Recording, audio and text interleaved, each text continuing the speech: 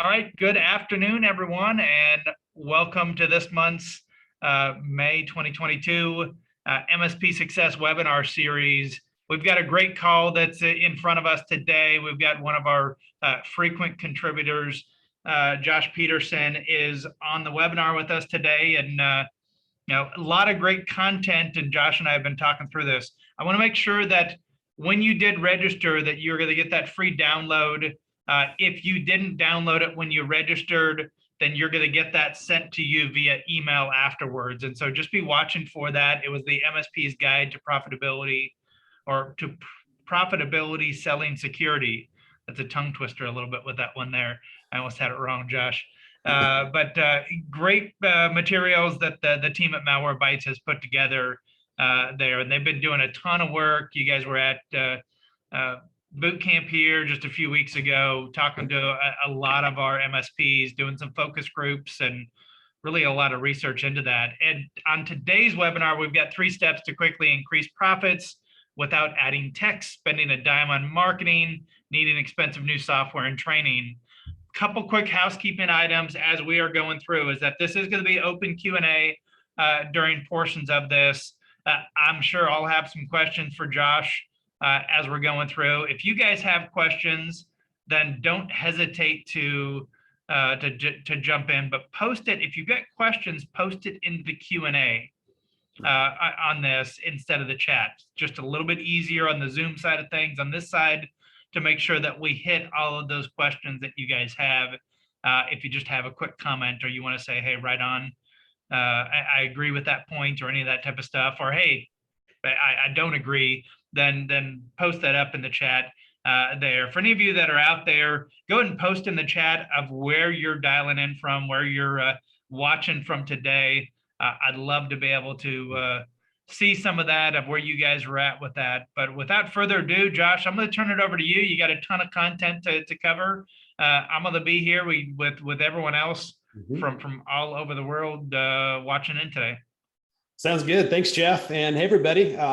First, Jeff, thanks for having me back again. I think we've done a couple of these together, and it's nothing but fun for me. So thanks again for putting up with me and and helping craft the content today. And then, hi, everybody. Really appreciate you being here. I'm looking forward to sharing what we are seeing in terms of we as like Malwarebytes working with a couple thousand MSPs in our program around how our MSPs are finding profitability, different tips and tricks, et cetera. So that's really going to be the focus today. I am 3 years in at Malwarebytes. So I run our global product marketing for our MSP program. And Jeff, I don't know your title. I should put it here. What is your title, by the way? Yeah, I've got about 5 of them. I think the best one on it, Chief Revenue Officer, anything that's driving revenue here for Technology Marketing Toolkit, then that's on me. Gotcha. I'll put that on next time. And the reason why I even have this and even mentioned kind of what I do is because, there's a ton of content floating around the world all the time. And it's important for me to, share with you guys real world feedback, real world content from other MSPs. You guys go to the shows like boot camp, you're in forums, you're listening, you're talking to understand what other MSPs are doing, right? In a lot of different ways, security, profitability with the business, et cetera. And the reason why I mentioned our MSP program is because what we're going to talk about today, most of it comes from over the last couple of years, having conversations with MSPs, folks who are super sophisticated with their business and others who are just kind of starting out, trying to figure it out, right? And so really that's what you're going to hear today is a lot of real like boots on the ground type of real world feedback from MSPs that, we work with. So excited to share with you all today. So before we get into like agenda, exactly what I like to do is you'll see here is I kind of try to make these webinars a little bit lighter by sprinkling in here and there some movie or TV references, just because it's kind of fun to kind of drive home my points. It gives me a little more fun when I'm building these things. Look, the way I want to start the context here as we kind of start the story we're going to walk through today is, investment by businesses of all sizes, small, the tire shop down the street from me, up to large enterprises. the investment these folks are pouring into managed security services is just growing, right? We all know there's a lot of different reports and statistics. Here's one, 300 billion plus in the next 5 years, says Report Linker. Whatever it is, we just know there's a lot of opportunity for MSPs today, right? That investment continues to grow because a couple of reasons. A, companies of all sizes are becoming more aware of security, the fact of how security is a driver of business and or a protector of their business. They're more sophisticated, they're more knowledgeable, and they're willing to put more money in, and they don't always have the resources. So what do? They look to you folks, right? MSPs to help them out. So, or they've been hit, they've been breached, they don't want that to happen again. They're going to invest in order to basically fill those gaps. Whatever it is, investment is continuing to grow with time here. Now, again, I'm a Spaceballs fanatic. I have a soft spot in my heart for Rick Moranis, but really it's like what we're doing today, guys, is we're going to share with you, again, some tips and tricks, some ideas. If there's one thing you take away, that'd be awesome. There's going to be things you hear about that you probably are doing today. You're like, yep, I got it, or things you don't know about. Regardless, as Jeff and I are here to share with you some information that we think will help you, again, move fast, right? Because the clock is ticking. Yes, we know there's investment pouring in, but you have competition in your city, town, region, right? They're competing for the same customers you are, right? You're competing against internal investment. Your customers might be deciding to bring more in security in-house and invest in-house and less outsourced, or basically less investment in, an MSP because they want to do more in-house. Whatever it is, right? There is still the need to move fast, right? And of course, light speed is not fast enough. We got to go to ludicrous speed. I always just giggle when I see that one. So that's why I put that in here. But that's kind of the idea here, guys, to share some stuff with you to help you move fast on this. Okay, so how we're going to go through this is simple, as Jeff said. Really looking forward to some Q&A at the end. Throw your questions in the Q&A along the way. Again, we're going to focus on, we talk about profitability without adding people and processes and tools. Really, we want to talk about the selling, right? So a couple steps you can take to sell more effectively. 3 different areas. One is how we approach the sales conversation, whether it's with an existing customer, you want to upsell, you want to cross-sell something new, different, or it's with a brand new prospect, how you start that sales conversation, right? Talk about selling value versus features. I'm very guilty of this as a product marketer. I don't sell, but I market stuff, right? So it's the value versus features. We'll talk a little bit about that. Timing the sales conversation, right? When we might start these conversations with folks.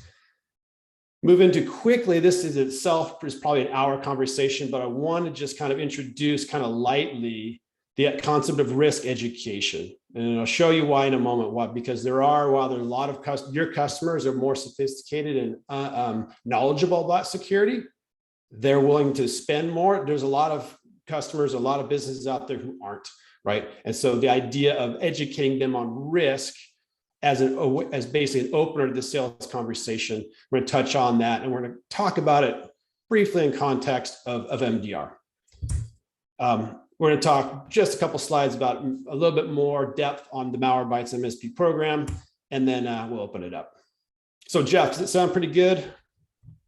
Yeah, absolutely. Ton of great stuff here. Okay, cool.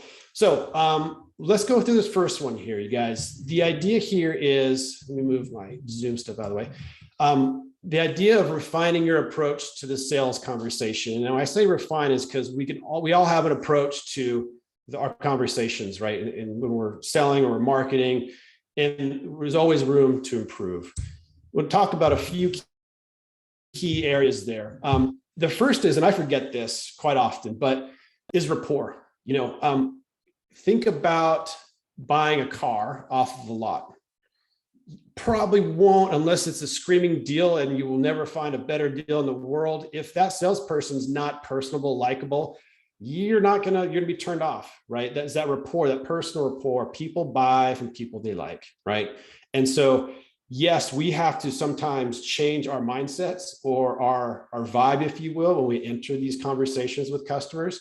But it's very much worth it, right? Is because you're all personable, genuine people. You're in this business because you like helping others by providing them the services that you do. So let that come through, right? Be that genuine person you are, show the rapport. And in some cases with customers, you have a good rapport. They've been your customer for, months, years, maybe. In other cases, it's a prospect, somebody new who you haven't, spent time with, built trust with. So in those cases, sometimes you have to work a little harder. It's not being phony. It's just being your genuine self, right? So build and leverage that rapport in the sales conversation. Now, when you're in the conversation, there's a couple different, we're very good at like understanding or looking to understand the pains our customers have, right? And that could be they've been breached. That could be they've had data loss. Who knows what that is? That's the easier stuff because they're going to want to just share that with you, right? And of course, you can probe asking questions to understand what those pains are. But the other part here is aspirations, goals. I should have probably highlighted those because there's another piece to that, which is asking questions to understand what your customers are looking for, what the end goal is, their aspirations, right? And this could be something like, hey, I want 99% uptime of all my machines in my law firm. Who knows what that is? But what that does is it allows you to basically set a goal that you can then prescribe or consult or recommend a service or multiple services to get towards, right? If we're just talking about, hey, I have to have security on my endpoints and prevent malware. Okay, well or if it's like, hey, 99% uptime, how do we track? How do we measure? Uptime means a lot of different things, right? So it opens the door for you to offer different types of services and different angles of support for your customer, which brings us into the consultant sell. You see this, there's a ton of materials about this. I'm sure Robin's talked about it. And there's a lot of meat to this one, right? Which is, look, we want to make recommendations. And I'm going to kind of harp on that aspirational goal aspect from your customers as well, because when you understand what they want to get to, you can start to basically make recommendations on steps or services to get there, right? And part of that is making the impact of the solution very clear. When you say, oh, we'll do a firewall and email protection and backup and endpoint security, you know exactly what that means. You know exactly the outcomes and benefits of having that in place, but your customers might not, right? Some will, some won't. So be sure that you're making the impact of that solution or solutions very clear to them. And then this is really important, painting the picture of what that future state looks like. Okay, when we implement, the firewall and the email backup and all those other things, here's what this looks like. And that could be in terms of maintenance, could be in terms of cost, it could be in terms of what their team will need to do to support, right? But help them understand what that looks like. Because for all of us, when we understand that future state, it's much more easy for us to evaluate if that is the option for us. So Jeff, I'd love to hear your thoughts on all of this as well. Yeah, I think a lot of it is in that last one that you were talking about here, is that too many times of what's losing the sale, and I see this especially as you have more and more, whether it's around cybersecurity, compliance, anything else that's going on, is that it's really talking about product. And it's not just you, Josh, that on that product marketing side of things, is that it's talking about the product itself. I mean, there's so many things that people don't really care of what the product is. They're really looking for, what is that solution? What is it going to fix? What is it going to prevent from happening to my business? Why do I need that? And really, like you said, paint that picture of what it looks like with the solution in place. A lot of times people don't even necessarily care exactly what the solution is. If they going back to the beginning, if they trust you, and they trust you from not only building and leveraging the rapport, but that you've gone through that consultative process and being able to go through, versus just, and I don't think anyone really in the MSP side tries to do this, but a lot of times because of the product set that has expanded over the last 4 or 5 years, you think of the number of tools, and I can't remember what, someone had this at boot camp that I heard, and it really resonated. It went from, if you go back like 5 years ago, and I'm going to butcher the numbers a little bit, but the concept still applies, is that it went from having like 4 or 5 tools that we were using and that we were talking to customers to like 15. Mm-hmm. And customers don't know what those 15 tools are. We know that they're essential to be able to get the intended outcome, but we need to be able to talk. We need to be able to get to build that trust early on here so that they will take your recommendation, and they'll, even if they don't fully understand it, of what it is, they will believe you that it is going to be something that actually delivers that end result, that you're not just throwing these things in. And it also gets to that point, the better that you can be on this of going towards end result, is that now you're not being just, no one's going through and saying, hey, can we take this piece out or that piece out or that piece out here, because you're not talking about product SKUs here of what you're getting added in. You're talking about the overall solution that you have, and being able to make sure that they know that, hey, I've built out specifically of what you need to be able to get that intended result. Yeah, great point. Those keywords, their outcome, results, et cetera. That's really it. So what we're basically consulting on, that's what we're trying to sell them, is that, the result, the outcomes, et cetera. So thanks for that. That's dead on. Okay, the second area here is selling value, right? So selling the business value of your service, right? Again, it's really easy, and I'm guilty again, like I'm a marketing guy, and so I kind of sell by nature of like, and Malwarebytes has tools, and I can talk about the features, the functionality all day long, but that doesn't really always resonate with your audience, the target audience, right? And so more and more, we want to be real clear and identify the benefits of our service, right? Tie what we're doing capability wise back to what it means, again, the outcomes, but business outcomes in context of the business, right? So focus on how a service that you're providing improves things like lowers risk or reduces costs for recovery, more uptime, increases security. So tie it back again, because some of our customers, they don't quite understand what, let's say, the ability to, reduce dwell time of malware threats by, 50%, what that actually means. They don't know. So we have to tie that into terms of business that they can understand. Of course, as you guys know, you'll have customers who are technical. They want to get in the weeds. They want to understand how it works and what tools you're using, et cetera. Others won't. And so again, we can dive into those technical features if you need to, right? But we want to start, there's a lot more potential return on this conversation, right, when we start with the business benefits.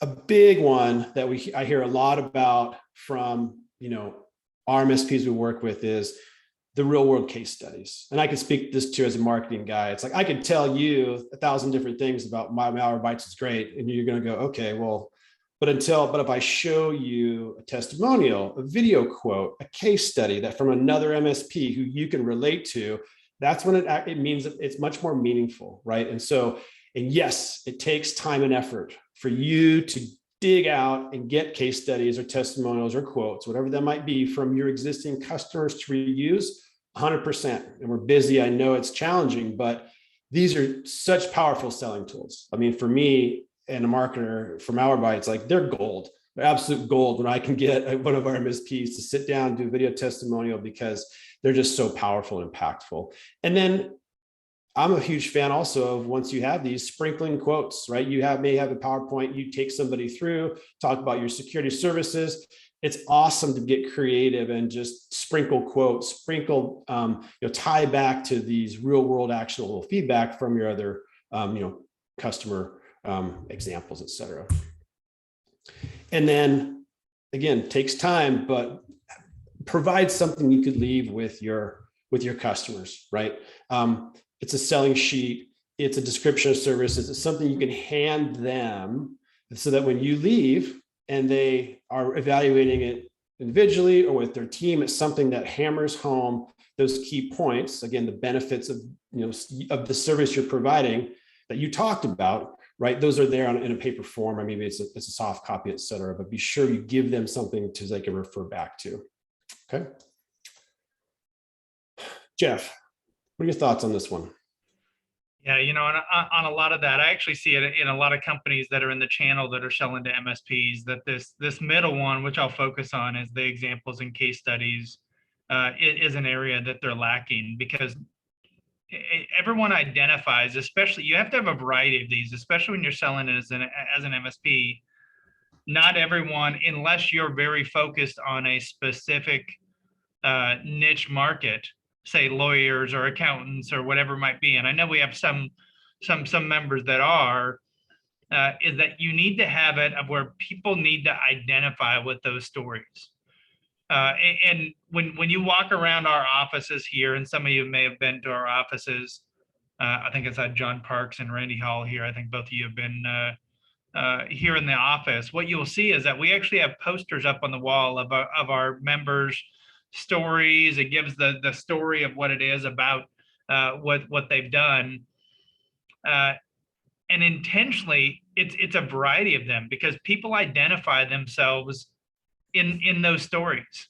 And they don't identify themselves in other stories. And so you've got from all different places, and young and old, and male and female, and for us, it's husband and wife owned businesses and business partners and all that type of stuff, because it's hard to really argue with or say that you don't need it when you've got that excellent case study to be able to show.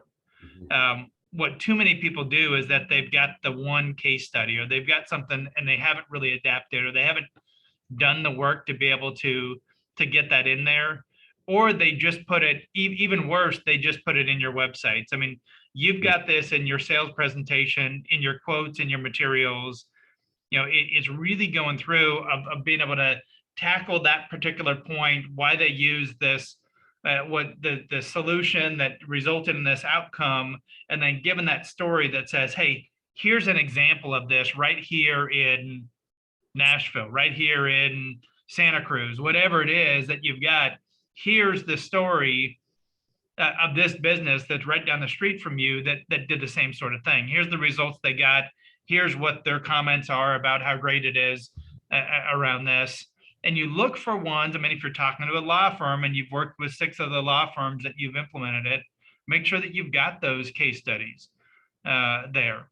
If it's a business that you don't have their unique of what they do, or you don't have someone like it, pick someone that's going to be able to make sure, do your homework with it so that you can pick some or a couple of them that they're going to identify with, so that you're just not being lazy with that piece of it, because that sells there. It sells not only in that value of what the service is, but it sells again in selling your expertise that, hey, this company's actually done this for someone like me before.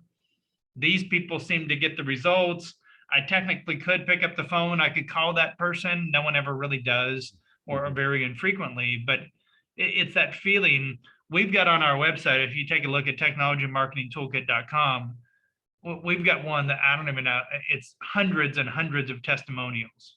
From a sales perspective, and no MSP is going to have hundreds and hundreds of testimonials on that, but that's over 20 years that we've got of just case study, testimonial after testimonial, case study after case study, a lot of these super detailed.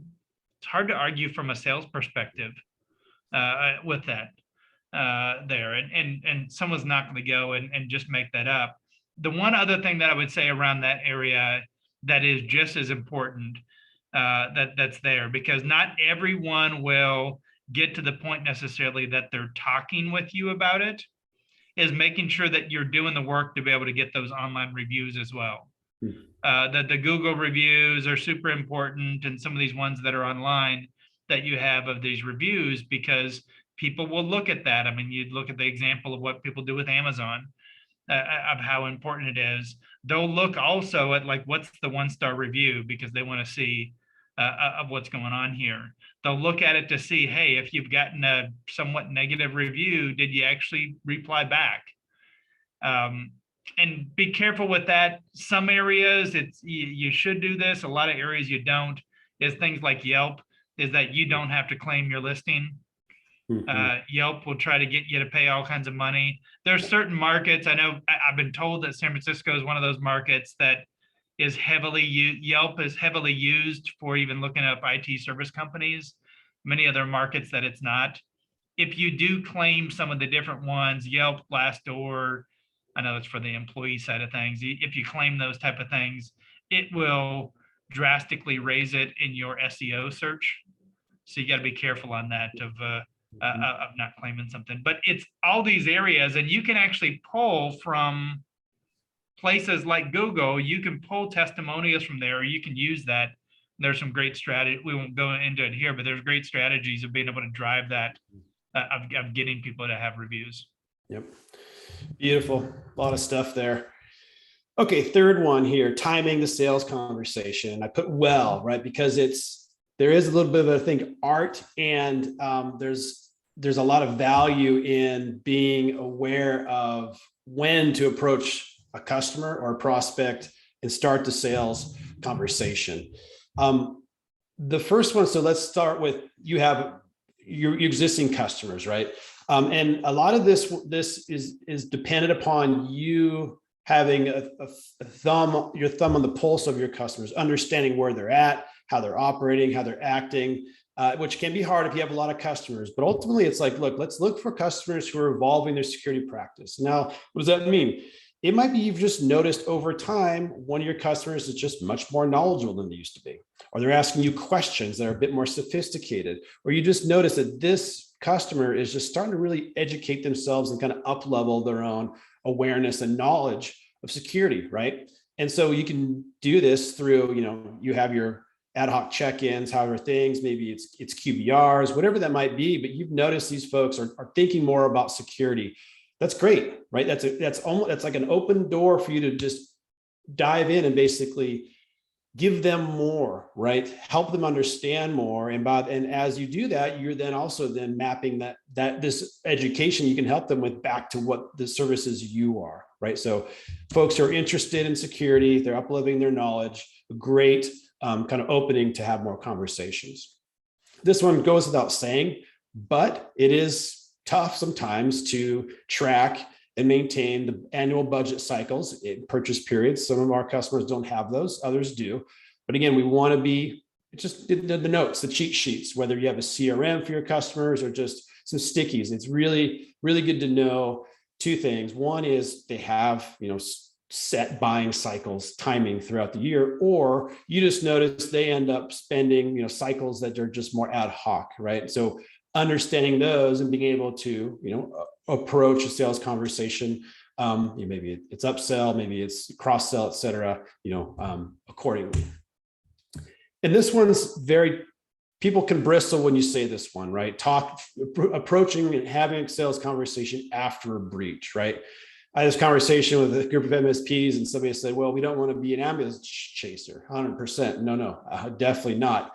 But once, and we all know this, right? We've probably been through this. Once the dust settles, and it will, right?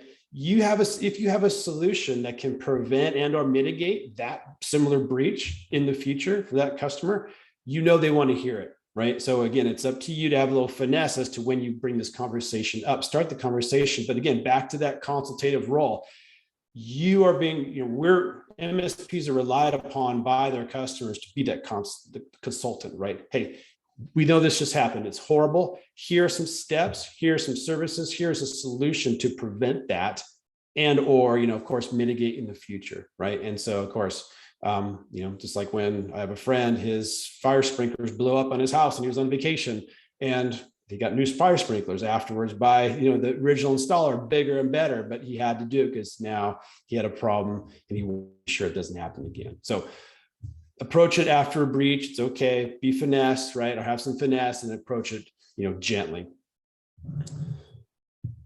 Jeff, any color you'd like to add on this one?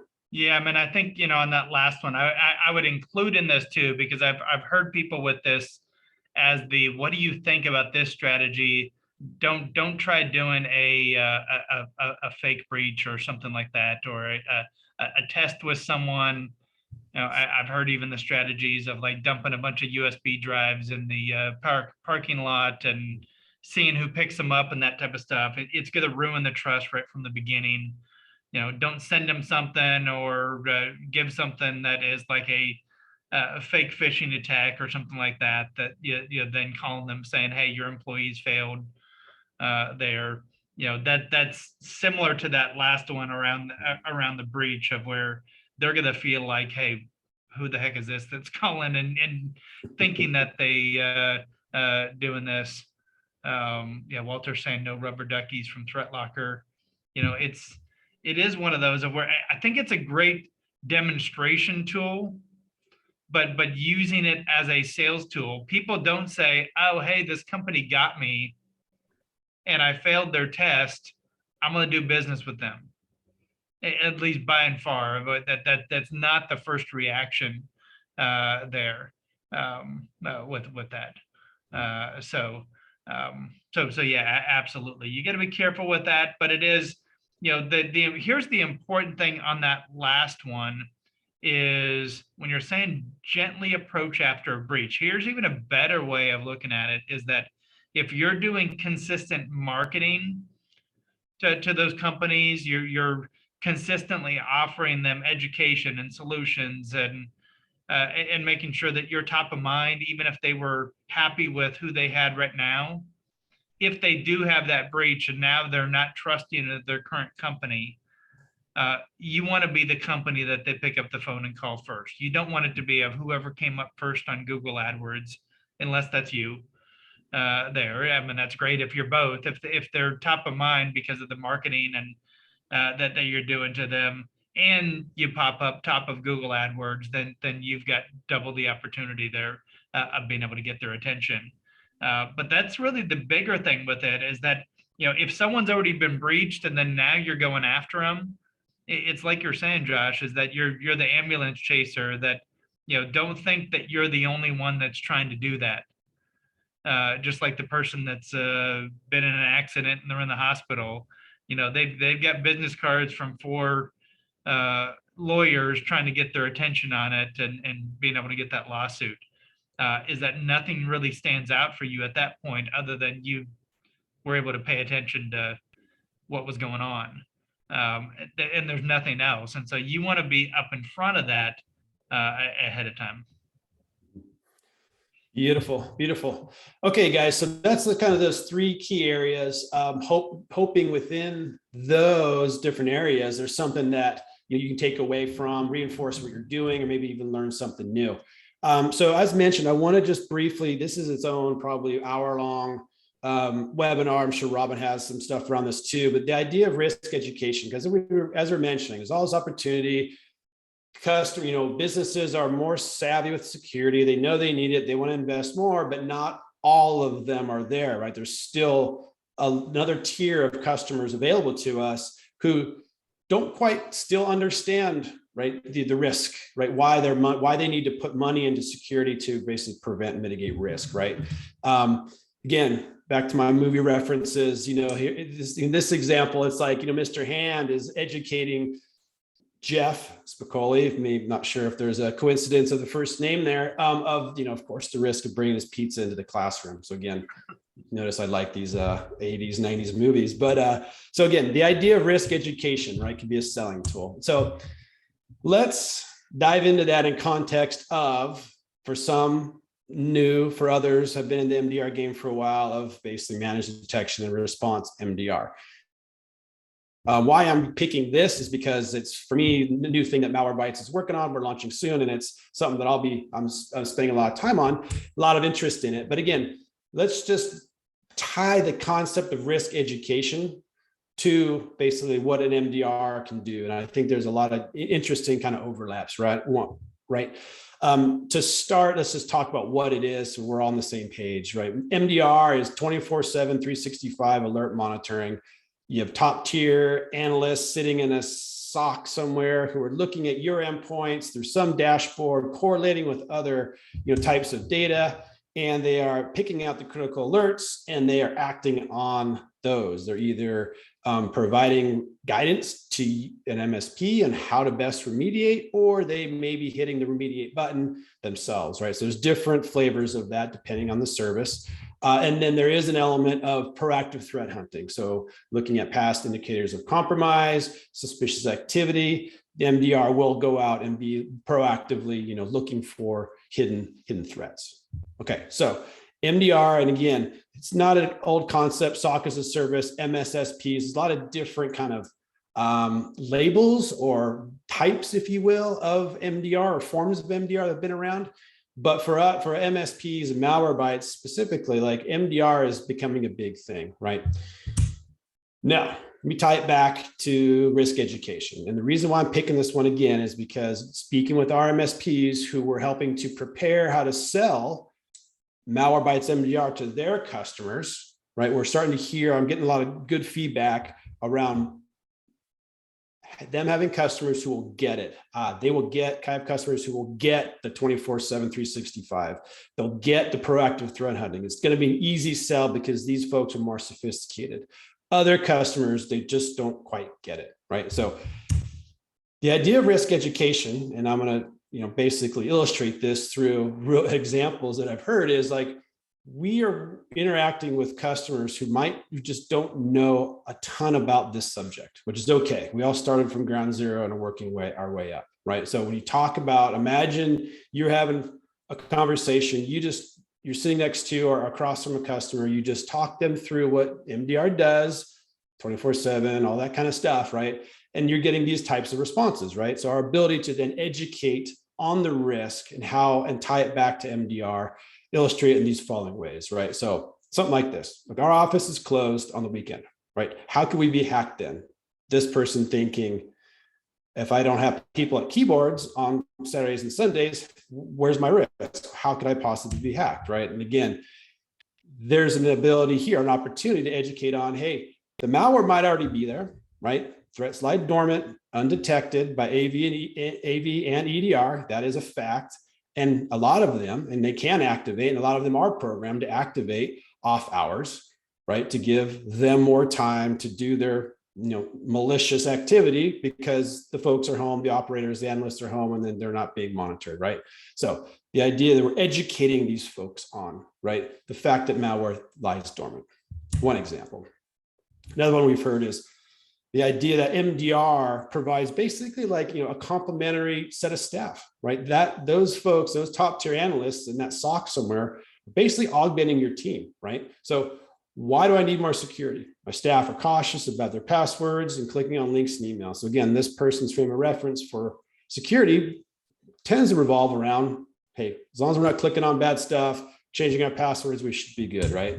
Again, the idea in this case, and again, there's different ways to play this, is educating on, look, it just takes one breach, right? So what they're missing here is that you don't need 20 breaches to have something bad happen to you. It just takes one, right? And so again, the concept that it's not the volume of breaches, it's just really one breach. That's that one bad one we want to prevent, right? And so then tying it back, right, to the features and functionality, the capabilities, right? This 24/7 monitoring, it's on point, it's watching, and they can basically jump on these threats before they become a problem and reduce your business risk.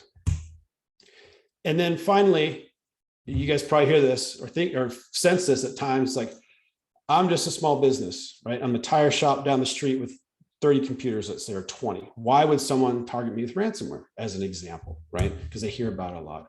And again, the part we can educate on is like, look, you're not top of a list, but you are on a very massive list that some attacker has, and they spray and pray on their malware on this list until they hit something, right? So you're not a target really, but you're one of millions of targets. And if you're the one that gets breached, then you're gonna be in for it. And again, tie it back to not fear, not like fear mongering, but there is a reality of this, which is the average ransomware payment last year was $570,000. Maybe it's less, maybe it's more, right? But again, what we're seeing here again, so it's us being aware of the level of education or knowledge our customers have, our audience has, and being able to educate, and be able to tie back the services, the capabilities, the features, the benefits that you're providing to them or offering to them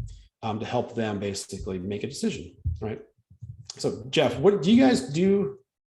Do you have content and like courses around this type of selling approach?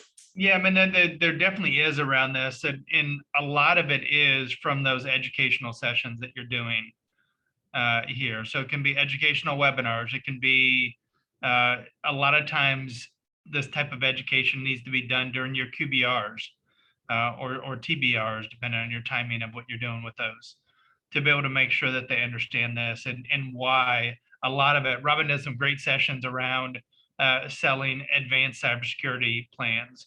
And we call them advanced here or add-on cybersecurity plans. A lot of people have that is their standard plan here that they're recommending. I think if you call it an advanced cybersecurity package, then someone's going to say, oh yeah, I don't need the advanced version of it. So you got to be careful on how you name things. But really on this of where you've got to go through with a lot of this from education. People don't know it. I mean, there's things that, Josh, I'm sure that you and I stumble upon at times of seeing some stories that come up that it's like, oh, wow, I had no idea that was even possible there, because there's new stuff that's coming up all the time. I can guarantee that someone, regular Joe business owner that's out there, is not thinking, just on the example, this one, your first one that you've got around the malware threats lying dormant, the regular business owner has no idea that that's even a thing there, unless they've been educated. And it would cause them to your point here, it would cause them to not think that the solution is necessary to have in their business, that this more advanced than just having your standard like AV protection on there, because that's the context that's in their mind. Once they get this and see these other things of what, 570,000, and oftentimes with that, I don't know if it's still happening this way, but if someone has that ability of getting into your network and they open up those files and do all those things, they can actually see at that point of what you are able to spend, because a typical business owner, a lot of times it's not 570,000. It's like, well, fold up the business, go to Florida. I guess I'm retiring because I'm not going to be able to pay that here, but they're looking at what is really possible. Marcus Lemonis at boot camp, Josh, I don't know if you were there during his session the last day of boot camp, is that he told the story right at the beginning of this massive amount of in the 20 something million, I believe it was, that he was hit with a ransomware attack. And it wasn't on him personally, it was with one of his brands. It may have been with Camping World, one of the brands, right at the end of the quarter there. So right when, if they're not, they're going to have to report it pretty much if they're having to pay the ransom and all that kind of stuff with it. And so when people get in there of where they've got tools of being able to, Camping World, I'm sure very targeted. Someone could say, well, they're going to target them. Well, if they can get into your QuickBooks, they can get into memos, they can get into whatever else. Someone could figure out really quick of what's the range of what this company could afford to pay that would maybe stretch them, but wouldn't make it stretch them so much that they're like, okay, I have no ability to hit. And that's all of it is from an educational standpoint of just making sure that people know what the risk is, because otherwise they just bury their head. Yep. Great point.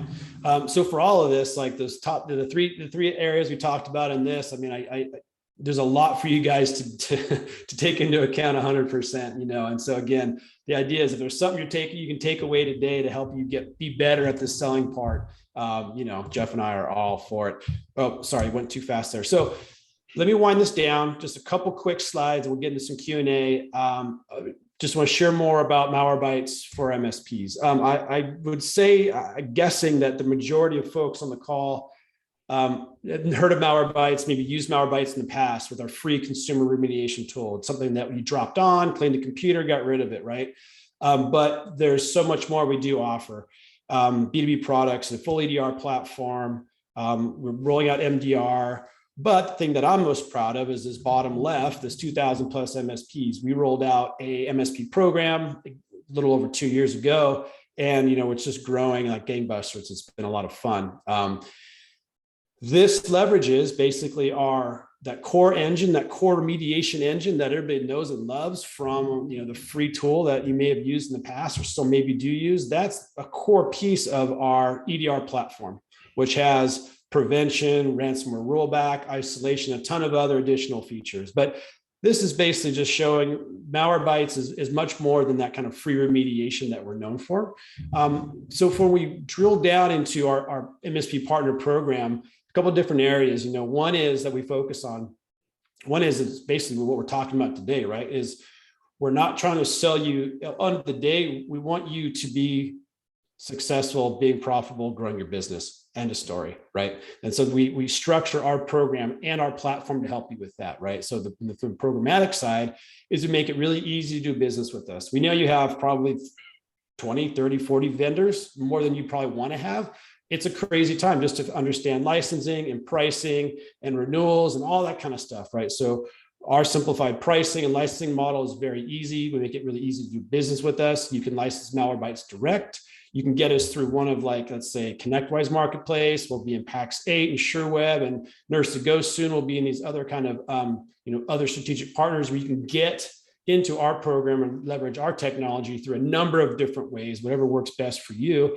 And then, of course, end of day is we want to give you products or tools that helps you keep your customers safe, make your customers love you, refer you, come back for more, right? So we get a lot of accolades around our prevention and remediation. That's why I call it award-winning EDR, because that's really what it is. And then we're rolling out in about 2 months from now, 3 actually, an MDR service, right? So you can use our EDR platform, keep your customers safe, or if you are constrained with resources, you don't have enough team, your customer base is growing, you can have our MDR service come on top and apply it for you. So this is a busy slide. Just look at I'll just ask you to take a look at the orange boxes, right? So from the product perspective, there's a portfolio of products, kind of a good, better, best, if you will, depending on the needs of your customers. We want our products to be very flexible for you to suit the needs of your individual customers. Single agent, you don't have a bunch of agents. It's one agent that's depending on the OS, of course. Any of our products can work with it. So less management hassle on your end, a multi-tenant console. So you have all in one place, a single pane of glass to administer all of your customers, manage all their licensing, manage their endpoints, users, yada, yada, top to bottom. A single place, a lot of integrations. These continue to roll off the line. So if you work with Terra, you love Ninja One, you can go there not today, actually. These are going to be active in the next few months. Then get at Malwarebytes products there. And then as mentioned, across the top, if you want additional high-end advanced analysts to support, to respond and to monitor your threats or alerts, we can do that with our 24/7 MDR service launching in just a couple months here. So with that, right at time, I think. Jeff, I'd love to open up to any questions that the group may have.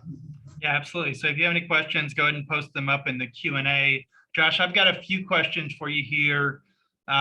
You mentioned in the slide, a couple slides back, and you don't have to necessarily go back there, but it talked about why don't you actually go back one slide just so that everyone can see this, that slide right there. Maybe click it forward so it's got the orange boxes around it. Oh, maybe it didn't. Something happened there. Well, there we go. There we go. There you go.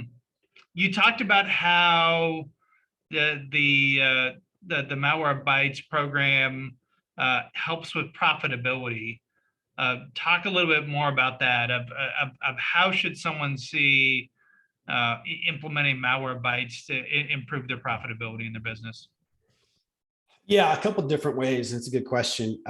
One is, and actually this orange box calls it out. So we don't give you one product or one level of security tool to sell. We give you multiple levels of that. And of course, each level has a different price point associated with it. So for example, so if you have kind of, let's say middle of the road, customers who only have such budget, let's say this middle one, Malwarebytes endpoint protection, that would suffice for them. That price point, again, is set at a point where you are going to be able to add a lot of margin on top of that, right? It's packed with potential, or it's packed with power. It's got all the prevention, detection, all the stuff you need to help your customer be secure, but it's priced to you at a point where we see our MSPs adding 60% plus margin on top, right? So that's the first one. Is there's two parts to that really. It's high powered protection and detection, of course, in the products, but priced in a way where you guys can add a ton of margin, right? So you can grow with that as well. In addition, we have seen, I wish again I had case studies that would show this, but go forward actually to our OneView console. So usability, ease of use is massive for us. We realize that, I mean, I use software products all day too, and you guys at, monitoring endpoints, the ability to do things to reduce clicks for routine processes that shaves off minutes a day, that adds up to hours a week, that adds up to one of your guys can now spend 5, 6, maybe 10 hours a month on a net new billable project, right? So again, ease of use, we see a lot of efficiencies in the team and time spent on a lot of automations we built into the product, a lot of click reductions, et cetera. That's kind of, again, helping to reduce your overhead. And then finally, and I don't even have it, which I should, we have what we call modules. So DNS filtering, email protection, cloud storage scanning, patch management. These are complementary software products that we, of course, complement the core EDR offering. But again, they're SKUs. These are things that are lightweight, super inexpensive to you that you can roll out as new services, and of course, add margin on to your customer as basically opening to be able to open a new lines of revenue as well. So am I understanding correctly, when you've got those three in that middle box there, that with your MSP clients, do you see, depending on the level of their client, they might be offering a variety of different options for different clients, or where they might be doing the Malwarebytes EDR for their core MSP clients, and then maybe doing endpoint protection or incident response on some of their lower paying clients? Yep. That's dead on. Because we realize that you have various levels of clients who have different budgets and security needs, expectations. And so we want to provide like different size shoes, if you will, to fit that. And one, I mentioned real quick, in our EDR offering, we have a feature called Ransomware Rollback. It does just what it says. Up to 72 hours, we can roll back and get you our customer out of being, locked out from ransomware. We see MSPs sell that, right? Is be able to, yes, they're providing EDR, our EDR product to their customers, but they're actually able to put a price tag. They've crafted a creative service that says, and you get ransomware rollback, and that ransomware rollback is X dollars per month, and it's a proven, tool. So there's the way we've built these products, there's interesting ways to be able to slice and dice different service levels for MSPs that can have different dollars, of course, with margin attached to them. So when we're looking at 3 months out here, your new MDR solution that I know you guys have been working hard at behind the scenes, is there going to be a clear integration with your EDR? I would imagine with it that if someone's using your EDR product currently, that's just a seamless integration of being able to add on that MDR component. 100%. Yeah. So basically the way, in a nutshell, it's our MDR team will just have access into the endpoints that are already running the Malwarebytes agent. And so there's no additional agents. There's no kind of rigmarole. It's very, very, very, very simple. And again, what we're seeing too is we're offering MDRs like, hey, almost a fourth one next to these other three core is MDR, which is another level of service that we're seeing MSPs get really excited about offering, as an additional service with another SKU, if you will, attached to it. And this might be getting ahead of it, and if it is, then we can all just wait on it. But when you're looking at your MDR, what is for Malwarebytes? Where are you really positioning the MDR product when you're launching it? Here in the marketplace, there's other MDR solutions that are being used in the MSP market. Where do you see yourself fitting in, and what do you plan to be the right fit? It's a great question. the way I say it is we're basically, we purpose built MDR for this audience, the folks who are on the call with us today, right? And their customers, right? There's a certain, we have not crafted an MDR for a Fortune 100 company, right? With that level of sophistication and needs is different. There are MDR services out there, and a lot of the ones we see in the market, they are big players. They're supporting larger use cases, larger SOCs, et cetera. What we've done is we've built an MDR that satisfies the majority of use cases for folks like, on the phone and your level of customers, right? The use cases, the budgets, et cetera. And so we've kind of whittled this MDR service down to something that's lean and mean so that it's highly effective, first and foremost, of course, but it's priced in a way and it's delivered in a way that you can then add a lot of margin to, et cetera. So really, I call it purpose built for MSPs, like this level that we're all playing at here. That's really what we're going after or launching towards. Yeah, so it sounds like if someone wants to start inching their way towards that, then starting with the EDR product is the right fit way to start right now, and then it would be a seamless of being able to add that on, not having to migrate and everything later on. Yep. What are the tools that you offer to help move customer sites and endpoints over to Malwarebytes from another EDR vendor? Yeah, that's a good one. I mean, we realize how challenging it might be, and what a massive burden to, let's say, I'm just not picking on another EDR vendor. You have 1,000 endpoints and forklift and put Malwarebytes on there. So we realize that, and so we have a detection and discovery tool that can just be ran across the network. It immediately detects all the endpoints that are connected in, and let's pretend that's the majority of endpoints you need to take care of at this customer site. It can identify them, it can map them out for you, and it can drop the agent on there for you. And then that's it. Now, of course, there's some configuration, there's some ports, et cetera, but for the most part, this thing will drop the agent on there. And our agent is built to play nice next to other vendors. So a lot of what we see the discovery tools used, our agents dropped on across a few hundred endpoints, and then the existing EDR is still running. And then the MSP is then comparing, contrasting, getting used to Malwarebytes. Once you get the configuration, the policies were good, then you could take off the other EDR or AV, and you're already up and running with Malwarebytes. So it's a very seamless process all in all. Cool. Yeah, absolutely. If someone's looking to check out, maybe do a demo, talk with someone about it, what's the best way for them to connect with Malwarebytes? Yep. We've got a ton of stuff on the web, a lot of ways to connect with our consultants, to just learn more. There's that URL right there, malwarebytes.com/MSP. All right. And I'll compliment you and the team. I've said this before on some of the other webinars and things that we've done, is that, really have taken it from the Malwarebytes that many of us knew from old to this MSP market, that a ton of investment that's going in, not just of money investment, but time investment.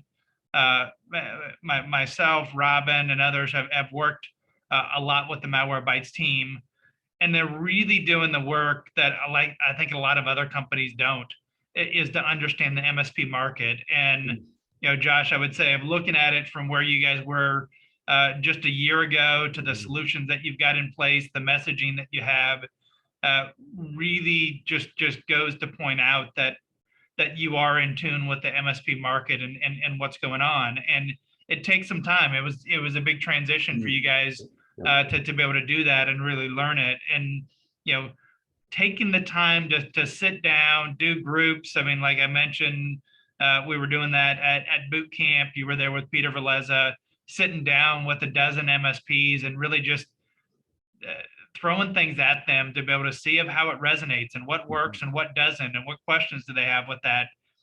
And that may seem kind of trite to some people, like, hey, yeah, everyone should be doing that, of really getting into the market. But you guys really put your actions of where your mouth is with that. There's a lot of people that can just say, hey, yeah, we've got an MSP service, but then they don't really know anything else other than how to spell MSP.